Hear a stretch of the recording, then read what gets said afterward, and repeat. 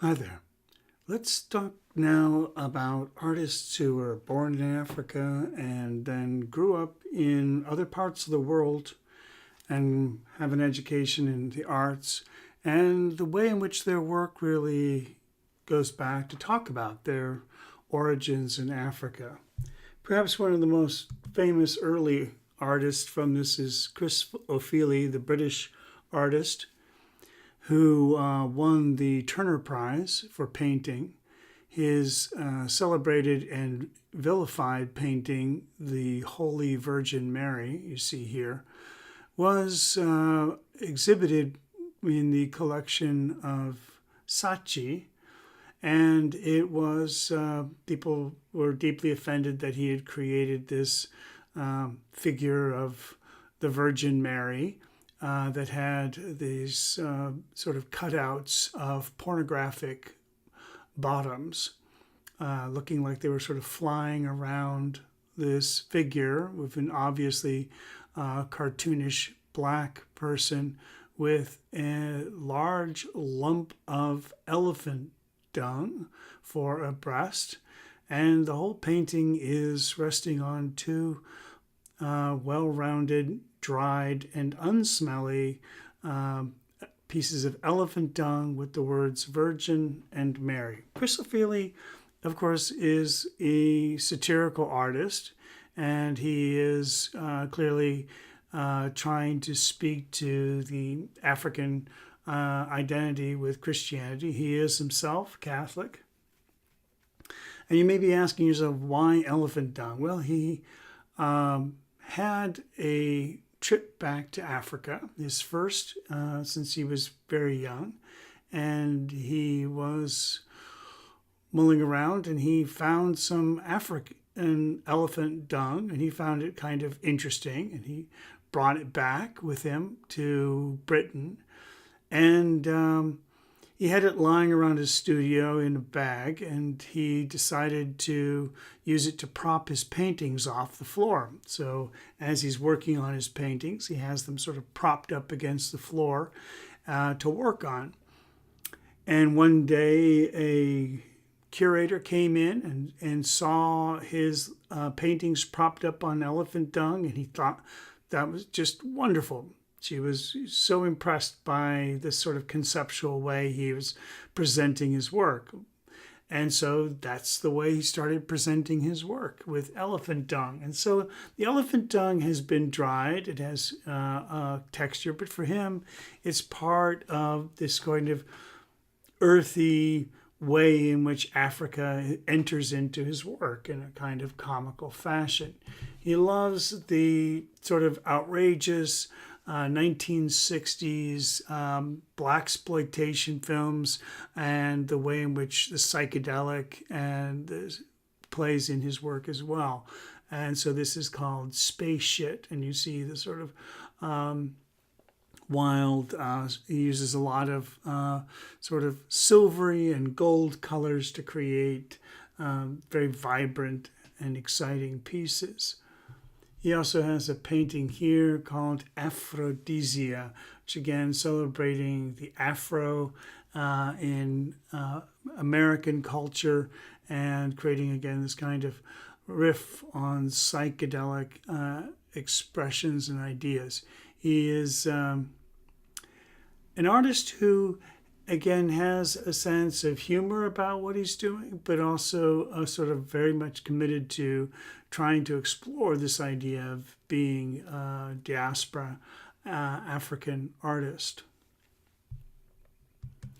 Sakaki Douglass Camp is a sculptor who works primarily in metal, and she, as a young girl growing up in Nigeria, remembers seeing these masquerades, and so for her, trying to find a way back to those masquerades, a tradition that was entirely dominated by men, she wants to introduce her own kind of whimsical masked figures, and not just masks that stand alone, but whole costumes that sort of evoke the kind of presence that those masked figures had from her memory as a child. You can see here how she's also sort of drawing from other mass traditions, the idea of the hippo masquerade, the Kalabari Alagba. And in a way, it has the kind of dramatic forms and presences, but she's using these sort of modern materials to make them more exciting and vibrant and contemporary. Here is some of Sakaki Douglass Camp's more recent work, where she is doing a kind of royal portraiture, again, working with modern found materials and manipulating them ways so that they sort of reflect on traditional materials and traditional ways in which sculptures are made in Africa. Another very famous artist is Magdalene Adondo, who again is a British artist who was fascinated with traditional African forms and ceramics. Her work sort of reflects some of the traditional pottery of Africa. It has these sort of organic, bulbous forms, but it's also very clearly sculptural. She's not trying to create a functional pot here. The way the pot is shaped by hand, this is sort of hand built, and then it's polished, actually not using an African method, but actually a part of the Southwest American Indians, the way that they use the kind of sawdust fired to create these highly polished and beautiful forms. There's a wonderful sense of organic rhythms in her work, a kind of poetic exploration of forms that are suggestive of bodies or costumes. It's a very unliteral interpretations of African forms, headdresses, and other features that she identifies in African dress. Is sort of suggested but never fully, completely articulated.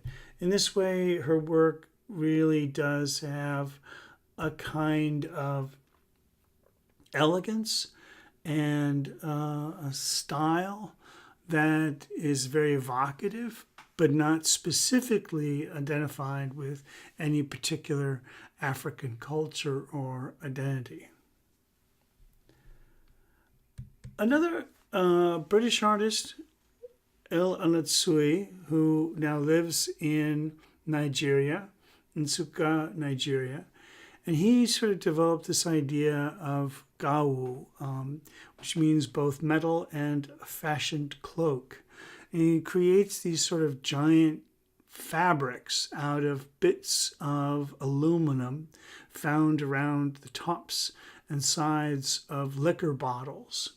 And he kind of, using copper wire, kind of fashions them together into ever larger pieces until he creates this huge interlocking patterns that then he hangs in a kind of cascade down from the wall, sort of evocative of the patterns and designs one might see in kente cloth, with a heavy emphasis of gold and brilliant reds and yellows and blacks. So these humble metal fragments provide a commentary on globalization. All of these bits and pieces are collected from garbage dumps. He has a large army of paid workers who go and glean these tiny bits of metal, and so that he can have them cleaned and hammered flat and pressed into the service of his extraordinary, beautiful art. Here you see another one of his sort of shimmering wall pieces. And he does see them as walls, as part of something quite large that is both sort of imposing, both solid, but also suggests something moving, not rigid or fixed, but something that is maybe even has a kind of openings. Here we see another Anatsui, and you get a sense of the scale of some of his larger works, which are really spectacular. with this kind of shimmering metallic field. This was from the 52nd Venice Biennale in 2007. Here again is another one of his pieces that you'll see. You can find them in a number of different museums. I believe there's one in Chicago and in St. Louis, and I've seen them also in Kansas City. And they're really spectacular. They have this way in which they speak about this amazing amount of material that is produced and are consumed, and the way he remakes them, the way he refashions them, gives us something, this new beautiful thing that is also sort of terrifying for its scale and its incredible, vast complexity. Another artist who has really engaged this idea of material culture, recycling, reworking materials in new ways, is Inka Nbari, a British artist who has appears in many different ways to use the fabrics of the Ankara cloth. We remember the Ankara cloth was these sort of wax-resist dyed fabric in these brilliant colors. And in this case here, he's sort of using them to create these sort of height of European fashions during the Rococo, Baroque, and the Enlightenment, at a time when European colonialism was exploiting and taking advantage of African resources through this unequal trade of things such as the Ankara cloth. Here you see Inka Nbari. He dresses these mannequins in this kind of absurd way, dressed in these sort of height of fashion, but now dressed in the sort of Ankara cloth to kind of remind us always that the wealth, the power, the prestige of Europe was built on the labor of Africa. Here is a new series by Inka Nbari where he creates these ever more elaborate mannequins. And again here, this is Goya's Sleep of Reasons, and a way to kind of look at a very famous work of art. Now commentary is by sort of inserting in these sort of clothed figures who embrace the Ankara cloth designs. Here is the original design that this is based on, Sleep of Reason by Goya.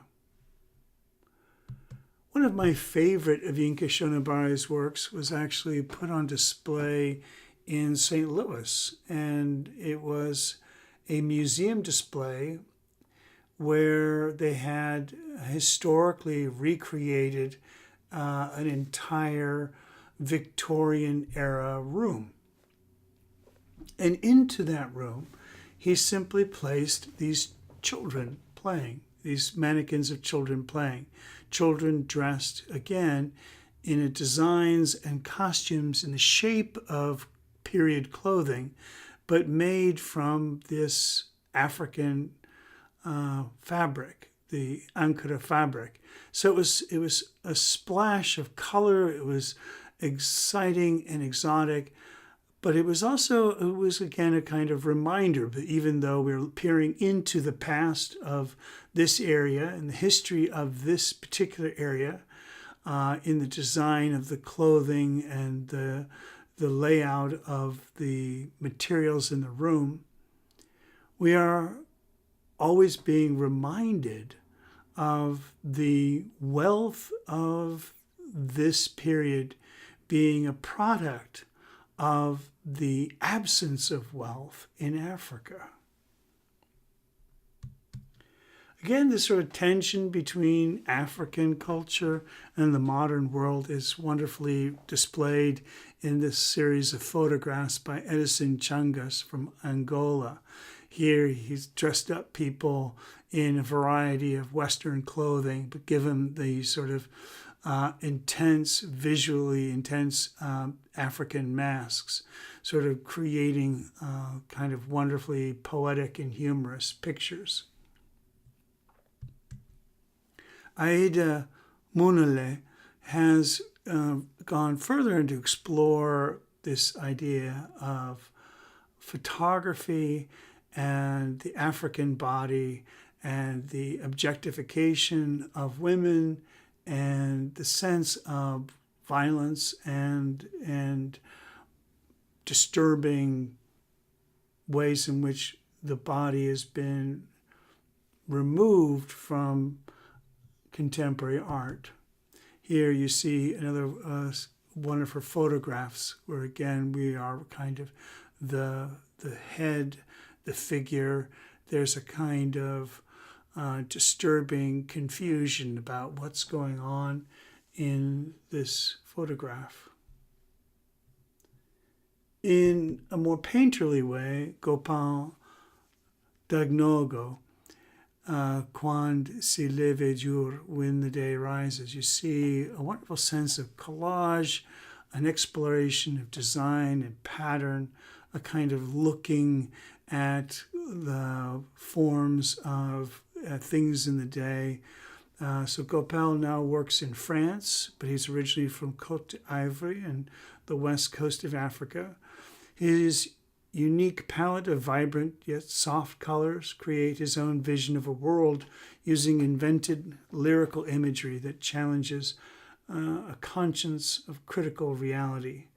There's a kind of memory, recollections, and sort of confused images are layered in a way, gives you a sense of kind of flattening out. Here he's referring to migration, confusion, this idea of where do people live? How do we get from place to place? To hear a collection of a variety of contemporary African artists who are looking at Africa in quite a variety of different ways, depending on the work, the material they're using, the way in which they are addressing the history and the past of Africa, and also the way they are inserting this art into a kind of European modern context so that people in Europe are now more aware of what's going on in Africa, can see that in their work.